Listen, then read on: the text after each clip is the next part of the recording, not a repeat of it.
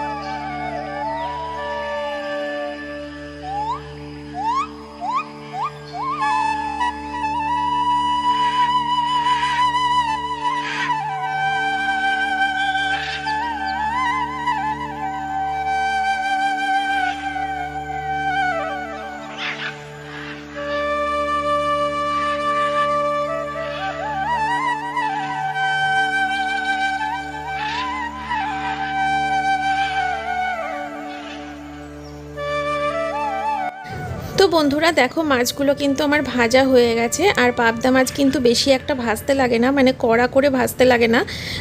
তবে শুধু পাবদা মাছ কেন, এমনিও আমি অন্যান্য কোনো মাছ কিন্তু বেশি একটা কড়া ভাজা না ভালো লাগে না।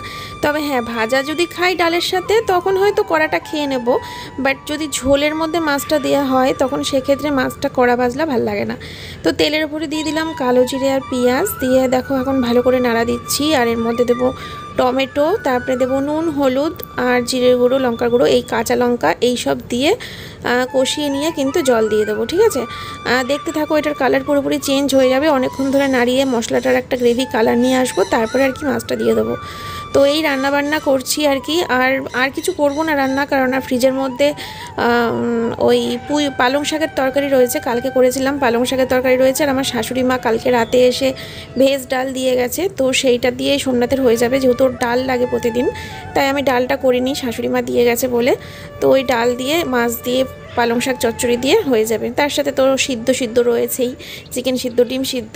তো যাই হোক, চলো রান্নাবান্না ঝটাপট করে কমপ্লিট করে ফেলি। কালকে থেকে তো আবার মেয়ের স্কুল, কালকে থেকে তো আবার এত বেলা করে রান্নাবান্না করলে হবে না, সকাল সকালই সব কিছু কাজ হয়ে যাবে আমার। তো চলো সঙ্গে থাকো।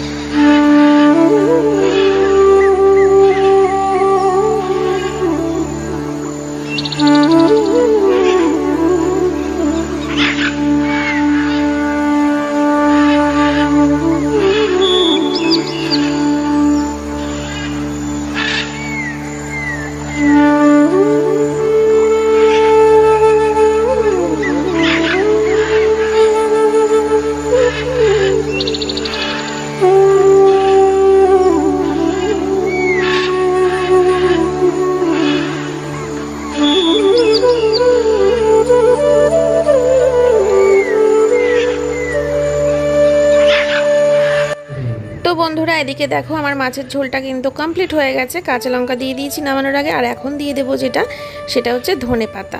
ধনেপাতা একটু দিলে কিন্তু বেশ লাগে, তবে সেটা শীতকালে মনে হয় বেশি ভালো লাগে। তো আমার কাছে আছে যখন, এখন তো 12 মাসই ধনেপাতা পাওয়া যায়, আগে তো শুধু শীতকালে পাওয়া যেত, এখন তো 12 মাসই পাওয়া যায়। তো একটু দিয়ে দিলাম ধনেপাতা ছিটিয়ে। আর খাওয়া দাওয়ার টাইমে তারপরে আর কি কখন খাবো এই আর কি ভাবছিলাম। তো রান্নাঘরের কাজ এখন অনেক বাকি রয়েছে, রান্নাঘরটা পরিষ্কার করতে হবে। রান্নাবান্না তো হলো, কিন্তু এই গ্যাসের আশেপাশে সব নোংরা হয়ে রয়েছে, এগুলো সব পরিষ্কার করতে হবে। দিদি আসবে একটু পরে, তো দিদি আসার আগে সব গুছিয়ে রাখবো আমি। আর এদিকে দেখো ধনেপাতাগুলো একটুখানি ঝোলের মধ্যে নাড়িয়ে নাড়িয়ে দিচ্ছি, যাতে ভিতরে গন্ধটা পুরোপুরি চলে যায় আর কি, ডুবে যায় গন্ধটা। তো এদিকে দেখো স্নান টান করে তারপরে ঠাকুরের জন্য ফুল তুলে নিয়ে এসেছি। আজকে হলুদ ফুলটাই যেন বেশি ফুটেছে, আর লাল জবা ফুটেনি, আজকে সাদা জবা ফুটেছে, আর হলুদ ফুলটা বেশি ফুটেছে। এই হলুদ ফুলগুলোর নামটা একটু বলো তো আমাকে, আমার মনে পড়ছে না, কমেন্ট বক্সে একটু জানিও। প্রচুর ফুটছে এই হলুদ ফুলগুলো, বেশ, আর দেখতেও খুব সুন্দর লাগে। যাই হোক, এখন দেখো আমাদের খাওয়া দাওয়া করার টাইম। তো আমি এখন সব রান্নাবান্নাগুলো খুলে তোমাদেরকে এক এক করে দেখাবো। সব ঢেকে ঢুকে রেখেছি, আর এই তো চলো। আর ওখানে লেবুটা একটু চিপসানো দেখছো, আসলে সকালে ছাতুর শরবত খেয়েছিলাম। আর এই হচ্ছে কালকের পালং শাক চচ্চড়ি, এত টেস্ট হয়েছিল না বন্ধুরা, কি বলবো তোমাদেরকে। এই যে মাছের ঝোল, আর এই হচ্ছে একটা রান্না করেছিলাম পরে আবার এক্সট্রা, তোমাদেরকে দেখানো হয়নি, সোয়াবিনের তরকারি। ঠিক আছে, এই যে দেখো আমার বরমশাইকে সাজিয়ে খেতে দিয়ে দিয়েছি। পুঁই পালং শাক, ডাল, ডিম সিদ্ধ, মাছের ঝোল, এদিকে হচ্ছে সোয়াবিনের তরকারি। তো সব কিছু দিয়ে সাজিয়ে গুছিয়ে এখন ওকে খেতে ডাকবো আমি। হ্যালো ফ্রেন্ডস, গুড আফটারনুন সবাইকে। এখন সময় হচ্ছে সন্ধ্যে 6টা। যাচ্ছি হচ্ছে দোকানে, আজকে রিলস করবো কিনা জানি না দোকানে গিয়ে, তবে হ্যাঁ তোমাদের অর্ডারের জিনিসগুলো নিয়ে আসি, তোমাদের শাড়ি, নাইটি, বিছনা চাদর সব কিছু নিয়ে আসি। ঠিক আছে, মা আসছে, মেয়ে থাকবে মায়ের কাছে। ওয়েদারটা কেমন বুঝতে পারছি না, কেমন একটা গুম হয়ে রয়েছে, গুম গরম। দেখো আমার ফোনের ফ্রন্ট ক্যামেরার এই দেখো ছোপ ছোপ কিরকম একটা, বুঝতে পারছো গেছে। আর এই যে লিপস্টিকগুলো কিনেছিলাম সেদিনকে, সব একটা একটা করে এখন পরছি। আগের দিনকে একটা পরেছিলাম, আজকে একটা পরলাম, কালারগুলো সব দেখছি ফোনটা কেমন, খারাপ না। যাই হোক চলো, আজকে এই কুর্তিটা পরলাম, যাই বেরিয়ে পড়ি, সঙ্গে থাকো, আসছি আবার পরে।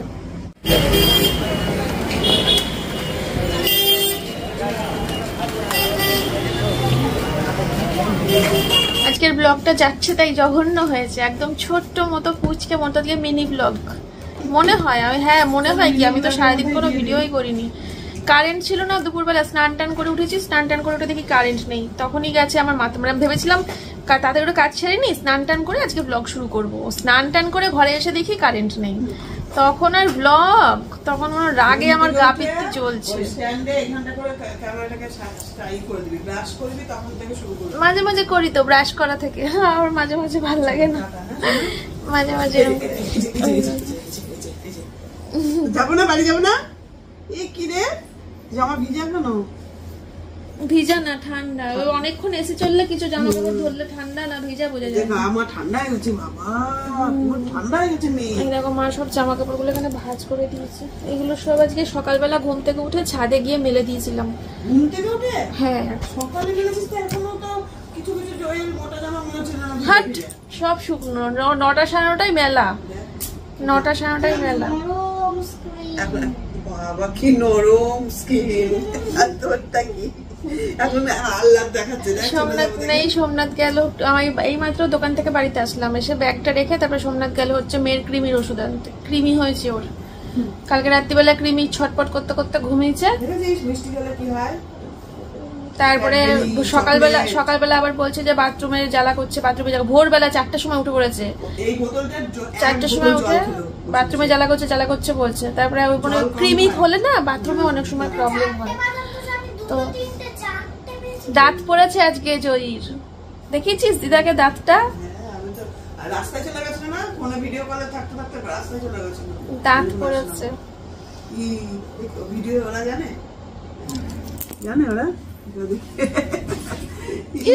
বাবালে ফোকলা মা, চলো আসছি পরে। রাতে আজকে মা একটা হেভি খাবার নিয়ে আসছে, আজকে রাতে আমি ভাত খাবো না। ওটা এমনি খিচুড়ি না ডালিয়ার খিচুড়ি? ডালিয়ার খিচুড়ি। ও হ্যাঁ হ্যাঁ, ডালিয়ার খিচুড়ি। অনেক দিন ডালিয়া খাইনি। এই সোমনাথ ডালিয়া খাওয়া ছেড়ে দিয়েছে সকালবেলা করে, আগে রোজ খেত না, ওর সাথে সাথে আমারও খাওয়া হতো। এখন সোমনাথ ডালিয়া খাওয়া ছেড়ে দিয়েছে, আমি নিশ্চয়ই আমার একার জন্য ডালিয়া রান্না করব না, কিচ্ছু ইচ্ছে করে না, কত কিছু খেতে পারি না। চিচিঙ্গা, তুমি চিচিঙ্গা কিনলে করলে আমাকে দেবা তো। কেডুলি, চিচিঙ্গা, কেডুলি ভাজা, চিচিঙ্গা ভাজা, কি টেস্ট লাগে। সোমনাথ ভয় পায়, গোটা চিচিঙ্গা নিয়ে এসে ওর সামনে দেখাবা, ও ঘর থেকে পালিয়ে যাবে। প্রচন্ড, হ্যাঁ প্রচন্ড ভয় পাই চিচিঙ্গা। একটা সবজির নাম। আলু পটলের করব চিংড়ি মাছ দিয়ে 1 কিলো পটল আছে আমার কাছে। আমি যে এটা পুইছি দেখ পেকে পেকে গেছে। কি করেছিলা, কিনেছিলা? হ্যাঁ, ওই যে জামাই ষষ্ঠী বাজারের সময় 1 কিলো পটল কিনেছিলাম। আমি বাজার করতে ভালোবাসি তো, বাজারে ঢুকলে কি ইচ্ছা করে এটা কিনবো ওটা কিনবো। ছাদে গেছিলা? গাছে জল দিয়েছো?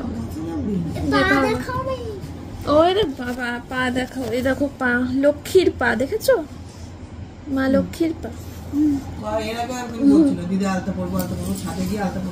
আলতা করতে খুব ভালোবাসে।